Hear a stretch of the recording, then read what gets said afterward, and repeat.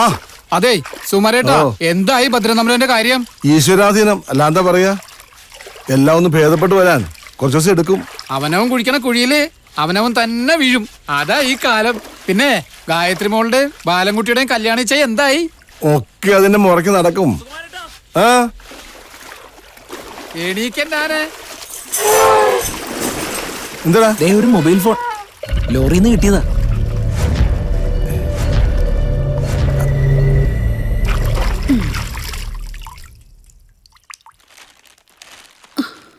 സാധനങ്ങൾക്കൊക്കെ എന്താ വില?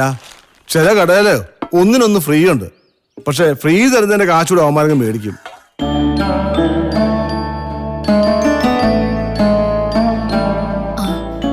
ബാലൻകുട്ടി ഇന്നലെ വരുന്നല്ലേ പറഞ്ഞേ? തലേ ദിവസം തന്നെ എത്തിക്കോളാന്നാ തമ്പുരാട്ടിയോട് പറഞ്ഞിരിക്കുന്നേ. നിശ്ചയത്തിന് ഇത്രയും തിരക്കാണെങ്കി കല്യാണത്തിന് എന്താണാവോ അവസ്ഥ? അവൻ അവന്റേതായ തിരക്കാണ്. നമ്മള് നമ്മുടെ കാര്യങ്ങളൊക്കെ ഇങ്ങോട്ട് ഭംഗിയാക്കുക. ഏതായാലും പത്മ തമ്പുരാട്ടി വലിയ സന്തോഷത്തിലാ.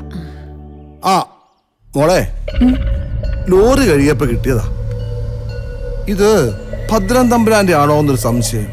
മോളേതായാലും ആശുപത്രിയിലേക്കല്ലേ പോകുന്നത്, ഇതാ കൊണ്ടുപോയി കൊടുത്തേക്ക.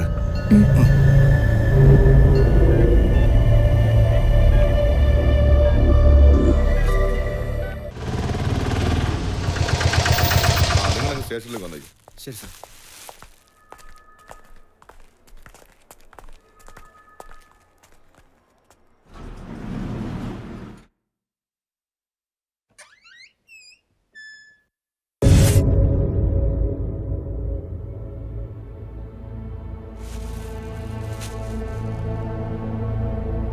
ഇപ്പോ എങ്ങനെയുണ്ട്? കുറച്ചു നേരത്തെ ബോധം വന്നേ. ഇപ്പഴാ പിന്നൊന്ന് ഉറങ്ങിയത്. പോലീസുകാർ വന്ന് എന്തൊക്കെയോ ചോദിക്കുന്നത് കേട്ടു. സംസാരിക്കാൻ കഴിയണില്ല.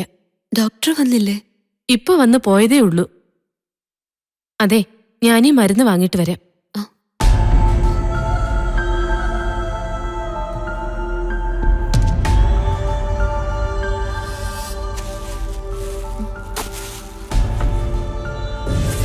സുകുമാരമാമ ഇത് തരാൻ പറഞ്ഞു.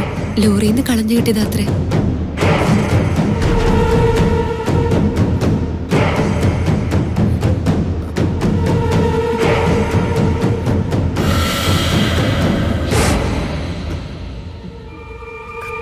ഗായത്രി, ഗായത്രി.